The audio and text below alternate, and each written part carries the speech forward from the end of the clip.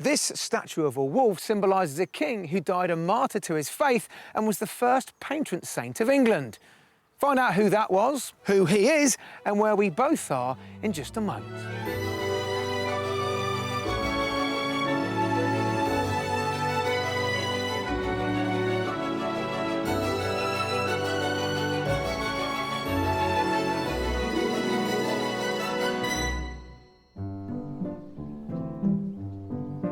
One of the key property requirements for today's couple is space to accommodate their horses. But it soon becomes evident there's something else that's quite high on their priority list. Look at the sink. Oh, Belfast Sink. Your dream. I've always said to you about Belfast Sink, haven't I? Luckily, our properties deliver on that front. Got your sink again. Yes, wow. Do you do all the washing up? Because you're obsessed by sinks? Belfast Sinks. I'm in the seaside resort of Hunstanton in Norfolk, and it's believed that this coastline behind me is where St Edmund landed back in 855 AD to claim the throne of East Anglia. Now, after a relatively peaceful reign, Edmund was forced to defend his kingdom from Vikings. He was defeated in battle and later executed for refusing to denounce his faith. Now, as legend has it, his remains were later found guarded by a wolf, and his followers are then able to honour their devout king and give him a sacred Christian burial. Now, to commemorate the legacy of St Edmund, the town have created a walking trail depicting scenes from his life. Now, this carved statue of the wolf here marks the end of the trail and stands as a timely reminder of a captivating story deeply rooted in this historic county.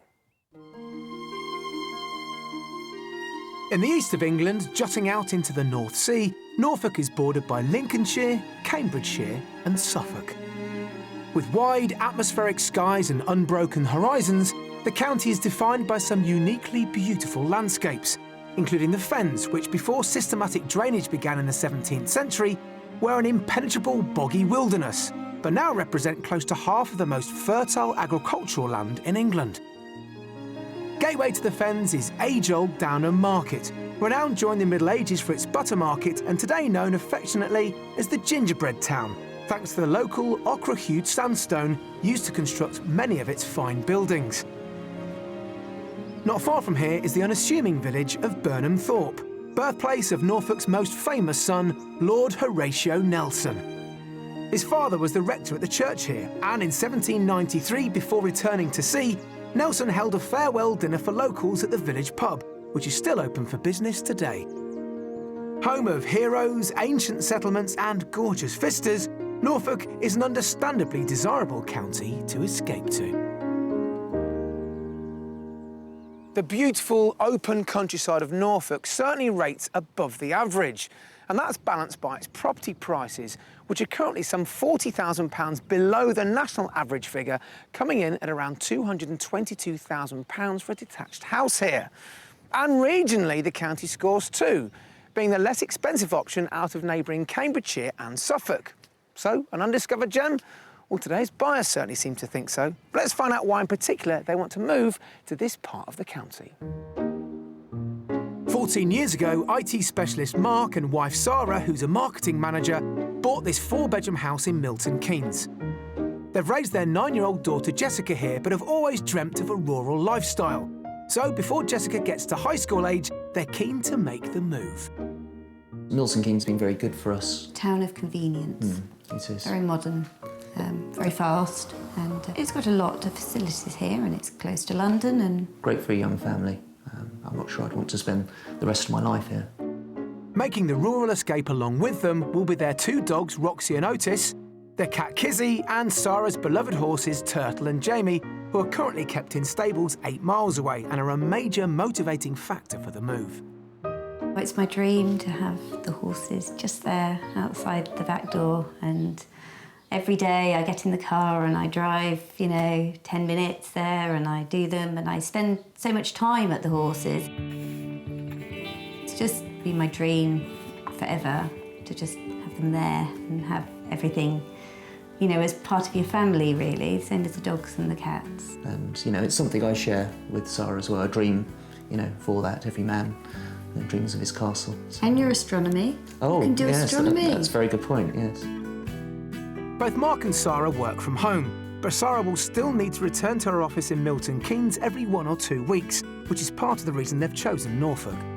It's close to sort of major routes, and it's that lovely sort of village, rural community. You've got the beach nearby. Jessica's very excited about the beach. And within an affordable price range of realistically what we're looking at, because we're not just looking for a house in the country, we need land for Sarah's horses. While Mark and Sarah are more than ready to leave urban life behind, they have natural parental concern about how their daughter will respond to the change.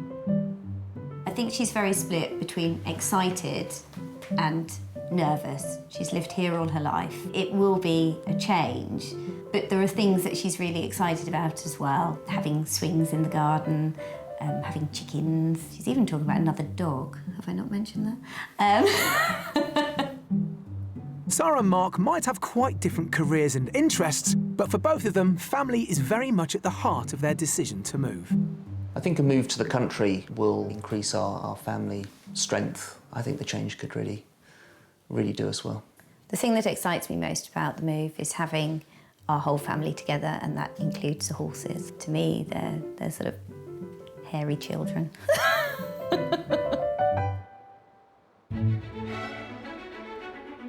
So that it's easy for Sarah to travel back to her office in Milton Keynes when she needs to, we're keeping our search within 2 hours' drive of the town. I'm catching up with them to learn some more about their move. So welcome both of you to sunny Norfolk. Why are we stood here? I was born near London, so I've experienced living in the city. But I think my heart's always been more living in the countryside. Well, this outdoorsy life is not just about you two, but about the family as well, I suppose, hoping for a better family environment for your daughter. Yeah. Jessica wants swings. She wants swings. Our garden isn't big enough. Outside space to play in. Preferably a theme park. Oh, OK, there's a fair nearby. Now, how much land are we talking about? Minimum 2 acres. Minimum 2 acres. Let's talk about the house. It would be lovely to have sort of a Georgian property or something along those lines. I think my thoughts are more with a character type of property. I guess because with such a big change, why not go the full hog? Yeah. What about a project? As long as there's money in the pot and we can see the potential. All right. And it's almost certain that we'll have to do some work with regards to the horses as well, so like putting in fencing and posts, perhaps even stables. OK. Now, the size of the house. We're looking for a minimum of 3 bed with a study or 4 bed. Yeah. But ideally 2 working spaces for myself and Sarah. I guess it's even possible to build something if you've got enough land. I'm open to that. How soon can you make this move? Are you ready to go? We are, really. We've got an offer on our house. Brilliant. Now, it sounds like you've got a lovely little package in mind for your escape here. Remind me how much money you're looking to spend. 500,000. £500,000. 500,000 and with a little left over for some improvements. You mentioned improvements. Do you agree on what changes you might want to make? Do you have slightly different tastes on anything to do with the house or the land? Mark usually comes round to my way of thinking in the end. So I have a barrier initially, and Sarah has to break it down. No pressure. Well, we've got 3 fantastic properties lined up. Let's make our way to the first one, just this way. Thank you. With a budget of £500,000, Mark and Sarah are looking for a characterful home for themselves, their daughter, and Sarah's much-cherished horses. They'd like a minimum of 3 bedrooms, plus a room that could be used as a home office. Outside, they're hoping for a garden that can fit those swings Jessica's angling for. And to accommodate the horses, they'll need at least 2 acres, and stables would be a bonus. Finally, for Sarah's work, they'll need to be within reasonable driving distance of Milton Keynes. We've lined up 3 excellent properties for them to have a look at, and after each house tour, I'll be asking them to have a guess at the price before I reveal it. One will be the mystery house, which has everything they've asked for and much, much more. But will that be too much for them?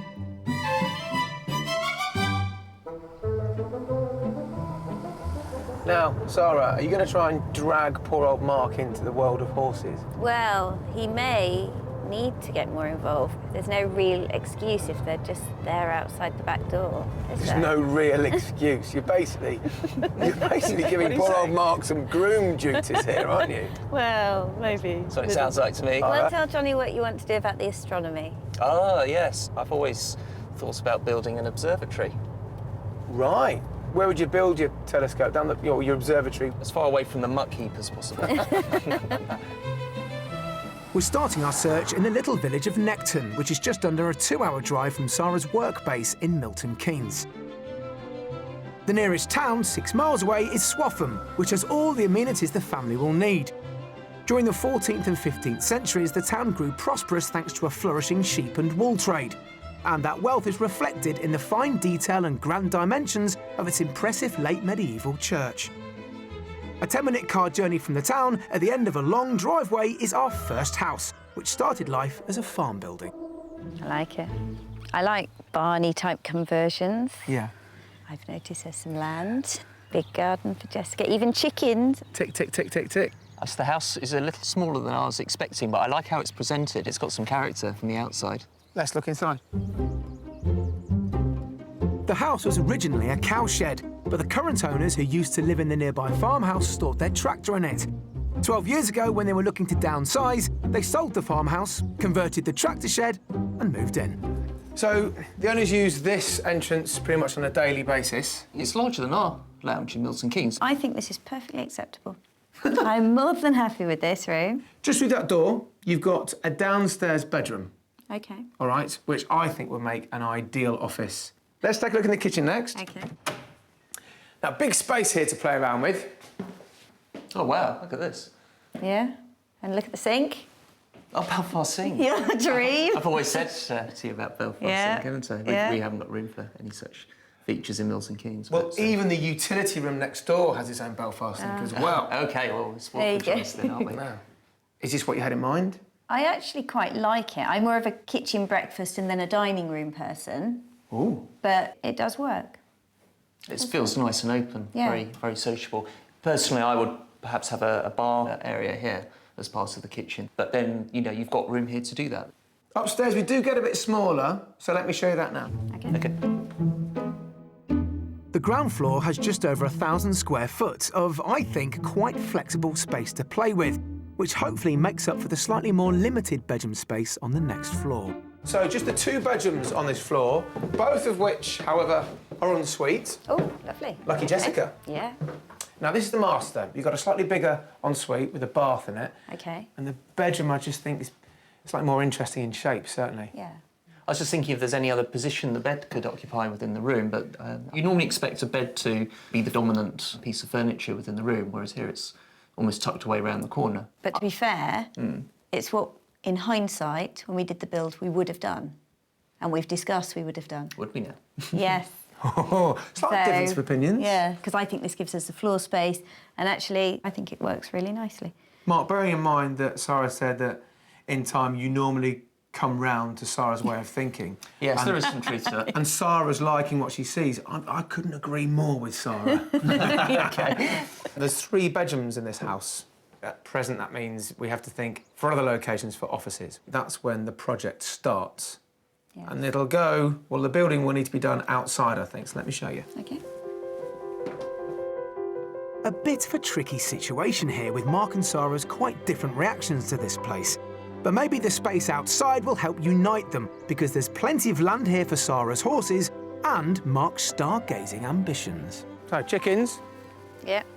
We like the chicken. There's a good amount of land that's not Yeah. actually dedicated to the horses at the moment. Well, you've got 3.5 acres here, my friend. Ah, 3.5 acres. Now, you've got that lovely building there, That's sweet, isn't it? which would be excellent for a home office, wouldn't it? That might have to be our guest suite. How much do you think this whole property as a package is on the market for?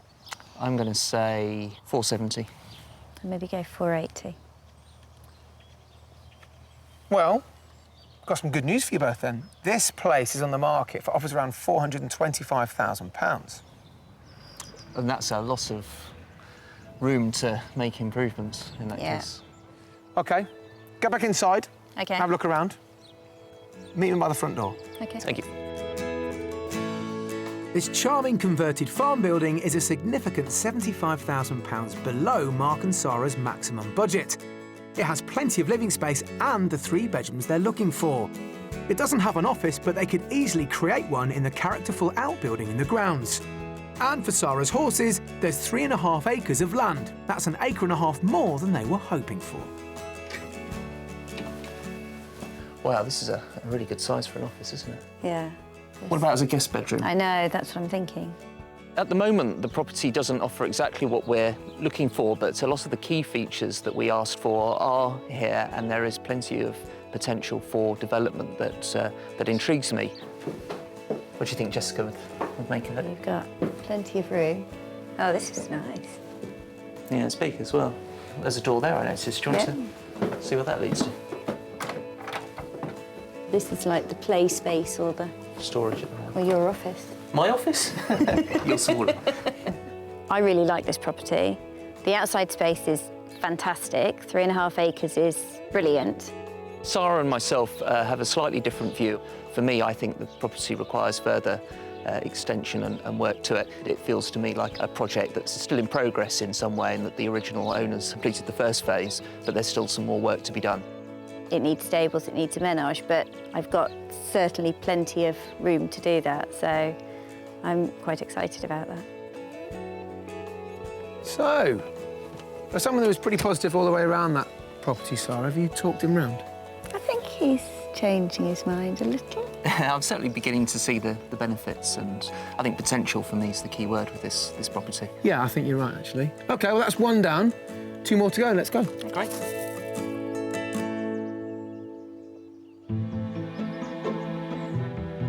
For centuries, East Anglia has had a strong association with horses. The Suffolk Punch, one of the oldest known working horses, has its origins here, and the abundance of level terrain has helped make the region a world-famous centre for horse racing. 7 years ago, a brand new equine sport emerged here, called horseboarding. It was dreamt up by Norfolk local and professional stuntman Daniel Fowler Prime, who hones his technique at a very special place known as World Horse Welfare, the largest horse rescue and rehoming charity in Britain, where one of the top horses he competes with used to be a resident. Sarah, a keen rider from the age of 9, and husband Mark are joining the charity's Deputy Chief Executive, Tony Tyler. The charity was founded in 1927 by an amazing lady called Ada Cole, and it was set up originally to deal with the issue of horses being transported live for meat. She saw horses suffering on the docks in Antwerp and decided to do something about it. Since then, we've expanded into the charity we are now, and we actually have 4 centres across the UK. Hall Farm here is the largest of those 4 centres. The charity doesn't operate as a sanctuary. The aim here is to return horses to full health and rehabilitate them to the point where they can be matched with new, responsible owners, which on average takes around 6 months. Overseeing the rehabilitation process is Centre Manager Sue Hodgkins. Our team of specialists, which includes the vet, the farrier, the physiotherapist and the equine dentist, carry out a full assessment, and from that assessment we're able to put together an individual rehabilitation programme for each of the horses. We'll then allocate a member of staff to the horse, and that person is responsible for the horse's treatment on a daily basis. And so where do the horses go on to from here? Well, throughout the rehabilitation programme, we're continually assessing the horse as to what future job that horse may be able to do once it's ready to rehome. So we've got Candy here. Candy came into us in 2008. She went through an extensive rehabilitation programme with us. Candy arrived at the centre as a frightened and neglected foal, but after receiving a huge amount of care, she made a full recovery. And now with new owner Rachel and horseboarding inventor Daniel, she's formed a winning partnership, successfully competing in this unique new adrenaline sport. This is your board. Hoping to tempt a new recruit, Daniel's giving Mark a brief, gentle taster, replacing horsepower with more manageable human power. Off we go.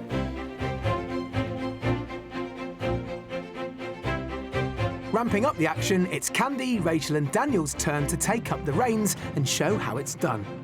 It's good, it's good, it's good, it's good. Drop in, drop in, drop in. To control speed, which can reach 35 miles an hour, this exhilarating team sport relies on clear communication between the rider, the boarder and the horse. It's a bit faster, isn't it? OK, good, good, good, good, good, good, good. The sport is steadily gaining thrill-seeking devotees, and recently, at the second ever UK Horseboarding Championships, 20 teams competed. That was exactly right. After this inspiring display, maybe Mark will have found a way to join Sarah in her equestrian pursuit. And when they move to the area, perhaps 2 of them will form a horseboarding team of their own. Continuing on our search, we journey 25 miles west to the village of Wigan Hall St Germans, an hour and three-quarter drive from Milton Keynes. This appealing settlement is nestled in the fertile farmland of the Fens, along the banks of the Great Ouse, which was once a major navigation route through East Anglia. There's an excellent general store here, a cosy pub, and an impressive 14th century church. Just over a mile from the village is our second house, another converted farm building, this time a barn. Now then, best place to take it all in is from here.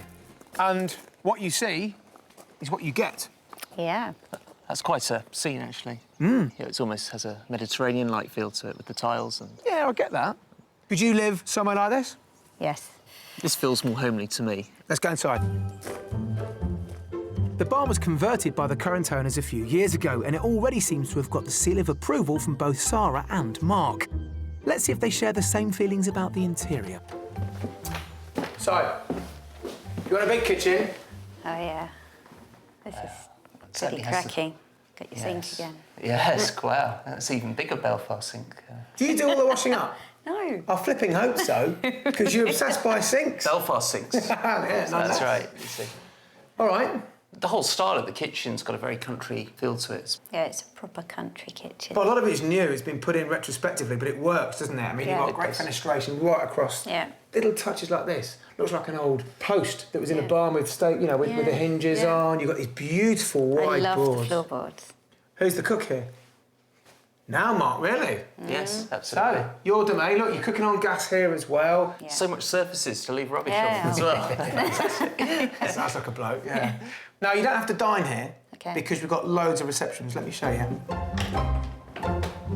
Now, this is where the house really opens up. Dining, and after supper, maybe. How about a game of billiards? Oh, wow. Oh, that's great. Now, another big room. My word, this is big. We need more furniture. And the fireplace as well. Yeah, I like this, Jonnie. This is nice. The character, just... We're moving in. Are you? Yeah. Well, it's got a good feel about it. Good. Feels right.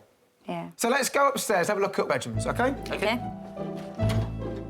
Also on the ground floor, just off the kitchen, there's a fully set-up study. But there are more home office possibilities for Sarah and Mark in another part of the house, which I'll talk more about later.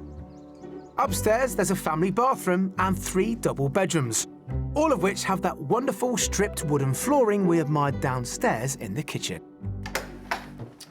Now, the master bedroom. Yeah, that's nice. Yeah, It's got an ensuite. it's lovely.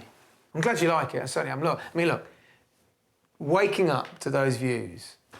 Now, there is some other accommodation to this. As we Saw it walked on the in, way. that long single-storey extension. Yeah.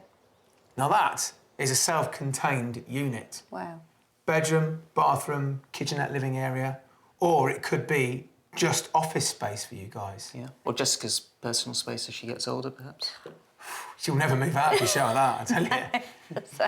But that gives you so much room to grow into this house, Yeah. doesn't it? It does. Yeah. There's so much you can do with this house. Let's go out the back and look at the land, OK? Okay. Let me just squeeze past you there. Well, I'm delighted that this house seems to have these two singing from the same hymn sheet. But I'm hoping the suite's harmony isn't set off balance by what's on offer outside, because there is less land here than the first property we showed them. There's a total of 1.5 acres, including the formal garden, which I'm sure Jessica would agree has more than enough room for her swings. Now, outside space you wanted, didn't you? I did.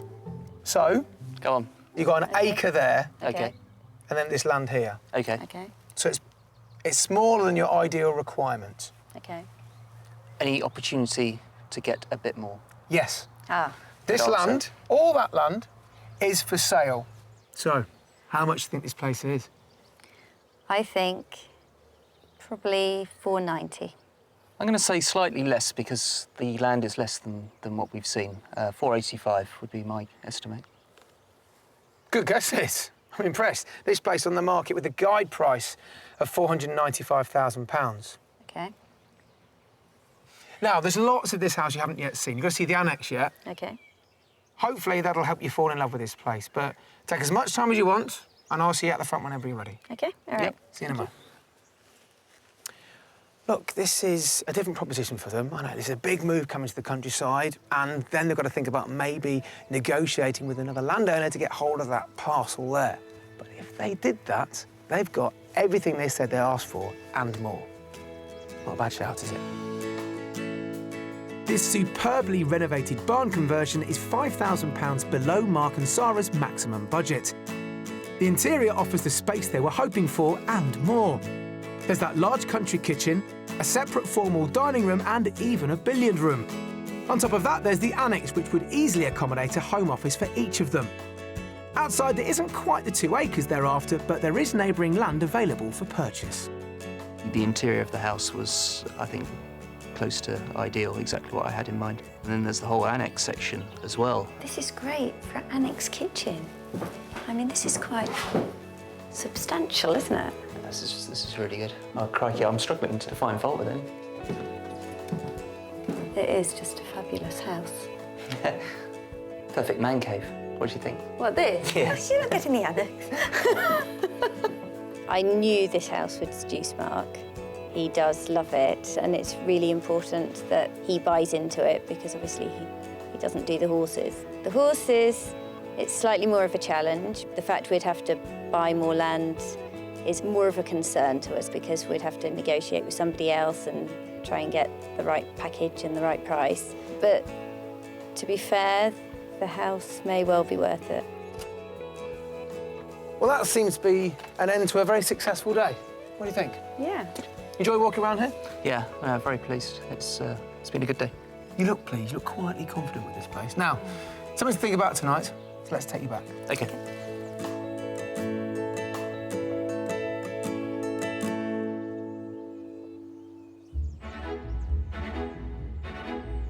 It's the second day of our house hunt in Norfolk, and with a budget of £500,000, Sarah and Mark are looking to leave a busy life in Milton Keynes for a rural home that suits them, their 9-year-old daughter and their horses.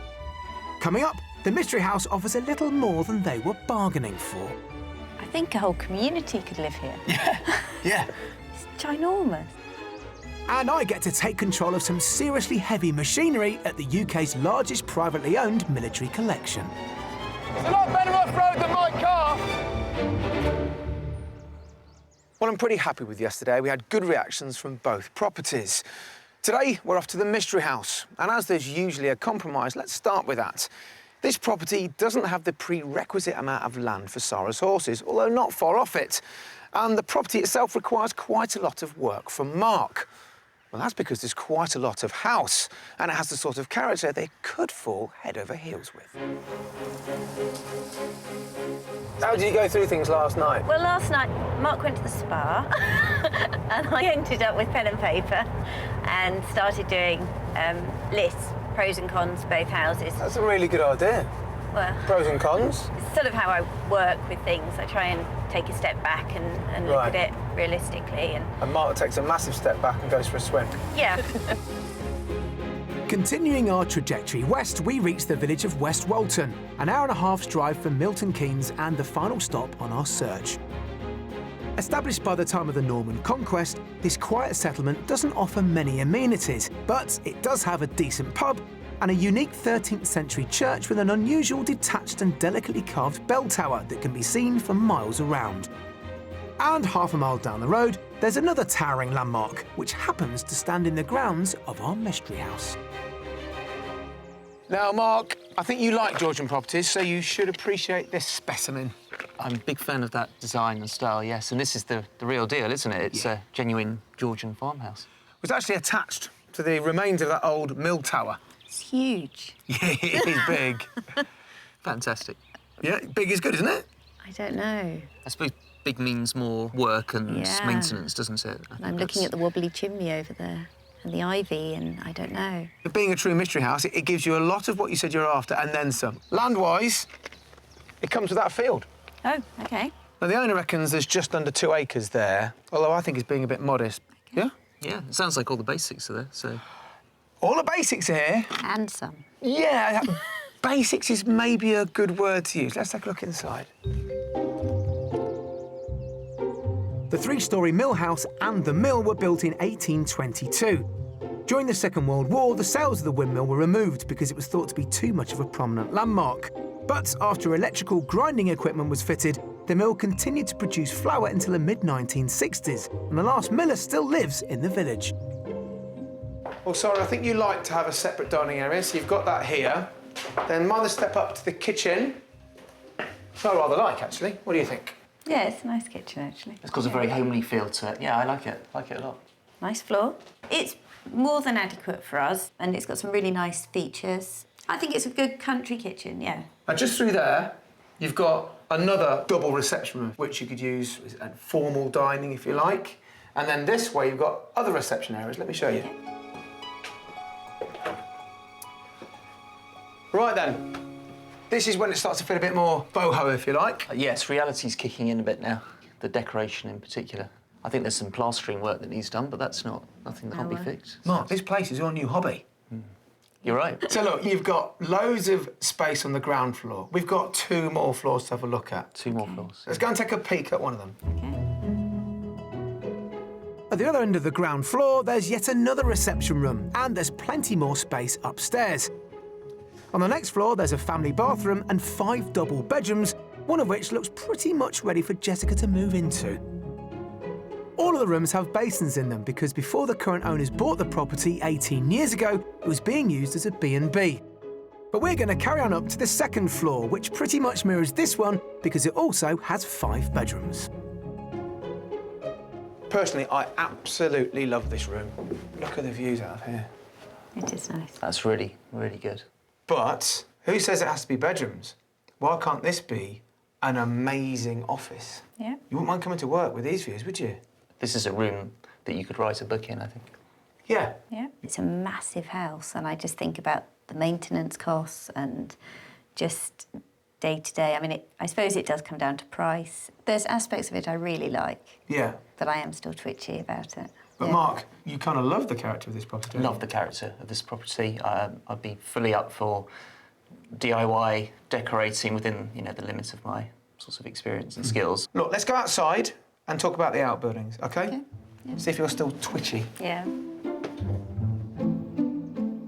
So between this floor and the one below, there's a grand total of 10 bedrooms. But aside from the room we've just seen, this top floor is the part of the house that requires the most decorative work. Outside, apart from the paddock over the road, there's an attractive garden which leads to a large enclosed yard where there's an array of outbuildings, including a 2-storey farm shed which could convert into nice stables and another dwelling which is known as the Old Bakery. Last but by no means least, there's the magnificent Grade 2 listed 7-storey mill, which at the moment is pretty much derelict, but with planning permission could be restored to create a very unique holiday let. So, do we think we could make this into some sort of stable yard? Look at the outbuildings there. I think a whole community could live here. Yeah, yeah. It's ginormous. Is this the start of your new Norfolk commune? Yes, I think so. That's fantastic. So excited about this place, Mark? Yeah, very excited, actually. Wasn't what I was expecting at all. So who wants to have a go at guessing the price of this house along with the land? After you. It's difficult to value a property such as this. I think I'm going to have to go more to our higher end of our budget, so 480,000. All right. Sarah? I know it's huge, but there's so much work to be done, and I know our budget, so I'm going to say 410. This place is on the market with that land at around £475,000. Good guess. Oh, look, you've so much property to have a look at. But enjoy it. Go and have a good look around the place. Try those buildings first. Thank you. Well, just like any mystery property, of course, it was a gamble bringing them both here. But what a splendid property. And it does have that land over the road. It also has a lot of work to be done, doesn't it? £25,000 under their maximum budget, this extraordinary property offers Mark and Sarah an awful lot.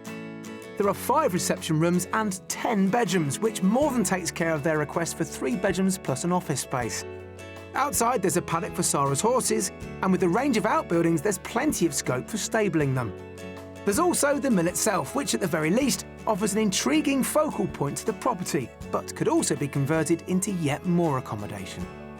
It's a beautiful property, and I think it's a fascinating property. You know, classic Georgian features. This is the real deal. So much character and history here. The inside space is more than meets our needs. It's almost too large, and I'm wondering whether, like a kid looking at a big cream cake, that my eyes are bigger than my appetite.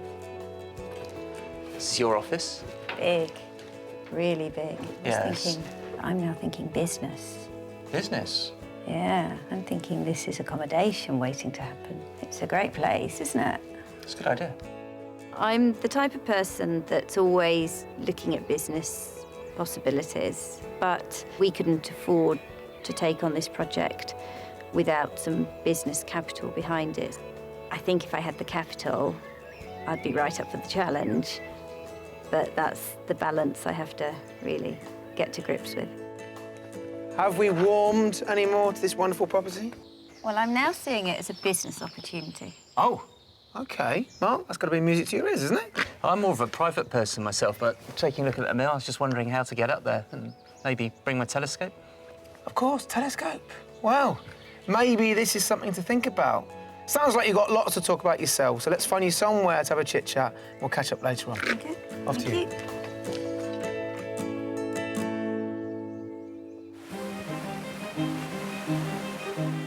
Since the days of the Spanish Armada in 1588 through to the First and Second World Wars, large stretches of Norfolk's coastline have been seen as vulnerable to invasion. One of the most determinedly defended locations was Weybourne Hope to the north of the county, where a military camp was set up, training as many as 300,000 personnel over the course of 4 decades. The camp was finally closed in 1959, but in 1988 the site was bought and is now home to the largest private military collection in the UK. And the man behind it all is Michael Savory. To build a collection of tanks and militaria such as you've got here, you have to be English and you have to be eccentric. And I'm a combination of both of those. I'm starting to get you qualified there. Yeah. This began really at the Boer War years, so you're looking at the turn of the century, 1800, for infantry training. The land was acquired from the local farmers by the War Office, as it was then called, and it gradually developed to becoming a residential camp. And one of the reasons why this bit of the coast was heavily defended was that we have very deep water here. Deep water allowed the ships to come straight up to the shingle bank and unload troops. There is a 16th century English saying, which is, if ye old England wish to win, first at Weybourne Hope begin. And this is Weybourne Hope. Michael's collection includes 150 military vehicles, 25 of which are tanks, but he also has a huge number of other military-related exhibits, which are sourced from all over the world and are painstakingly restored before going on display. You are standing amongst a collection of Second World War tanks, ranging from the Soviet T-34 to the American Sherman, surrounded also by a lot of light tanks. It's a collection which is unusual to the extent that everything works. Often when you go into museums, they're just illustrations of a vehicle, but all of these we keep in running order. Wow. As well as the regular military display days held here, the public are offered the rare opportunity to get hands-on and actually drive a tank themselves. And today, Michael's very kindly giving me the chance to experience that for myself. Do I shut this behind me? Yes, please. Appropriately attired, I'm ready for basic training. You pull the 2 levers forward, no thumbs on the top, until the buttons click up. Meantime, with your left hand, you put it into the first notch, first gear. We're in business. The vehicle I'm driving is a British Army fighting vehicle 432, which is an armoured personnel carrier. They were first introduced in the 1960s for transporting infantry on the battlefield. This particular one was used in the Middle East during the First Gulf War, and it would have carried 9 to 10 troops, a commander, a driver, and all of their weapons, which would have made for a very claustrophobic journey. Phil, very in control. It's finger touch accurate, isn't it? Tanks aren't generally built for speed. Their top acceleration doesn't usually go beyond 35 miles an hour. But what they do have is power, between 500 and 800 brake horsepower. Yeah, go on right.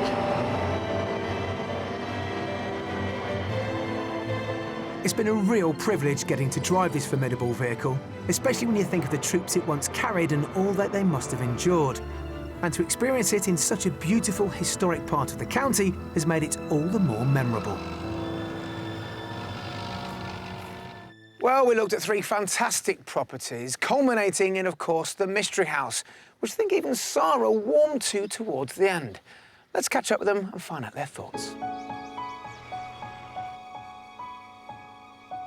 Is this all to do with all the houses we've seen? Yeah, Do you mind if I have a quick look? you can do if you want. These are comprehensive. Are they? Has this helped you make your mind up?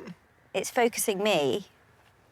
OK. It's proved very useful, I think, particularly with property number 3. My heart still is attached to that, but when you actually see it written down, some of the needs and the work that is necessary, it brings you back to reality a little bit. So do either of you have a favourite? The only property where my heart and my head agree with one another is number 2. Number 2 is probably my strongest pull, but number 1 I see a lot of financial sense in. Yeah. And the Mystery House, from my point of view, I would see it as a business. I would see it as B&B, holiday lets, do up the external buildings. We'd have to get a business loan to do that. And then would we recoup that money? So I'm just trying to balance my view. I think fundamentally, I don't think the Mystery House works for us financially. What is your next step? We're definitely going to go back to house number 2. I think I'm going to drag Mark kicking and screaming back to house number 1 because I see a lot of potential there, and even with the work, there's still room in our budget. Yeah. It's been a really interesting process. It's been just 3 houses. You've seen how your differences in taste and challenges have come out. Of course, you're horsey. You really care about the land. And of course, you love the idea of a character property. And it's just finding a house that gives you both. Maybe that's house number 2, maybe not. Maybe. Well, look, you're going to come back here for a second viewing. Yeah. Please let us know what you decide. I can't wait to find out. Good luck. Thank you. Thank you. Well, I'm pleased to hear Sarah and Mark are agreed on one thing, and that's that they both want to go back to house number 2. Let's face it, they really enjoyed looking around that place. But I'm also interested to hear that Sarah also wants to go back to property number 1, taking Mark kicking and screaming if needs be. I think they've both realised that it's not just about the house or the land, it's the whole package. So, second viewings of both houses and their areas is what's needed in order for them to decide which way they need to go as a family. So, I'm sure, just like me, you wish them both the very best of luck. And I'll see you next time. Mark and Sarah returned to view our second house, and they loved it just as much the second time round. They were keen to put in an offer, but after investigating the price of the additional land, they felt it pushed their budget too far beyond what they were comfortable with, so their search continues. If you're planning to escape to the country in Wales, Scotland, Northern Ireland or England and would like our help, you can apply online at bbc.co.uk/be on a show.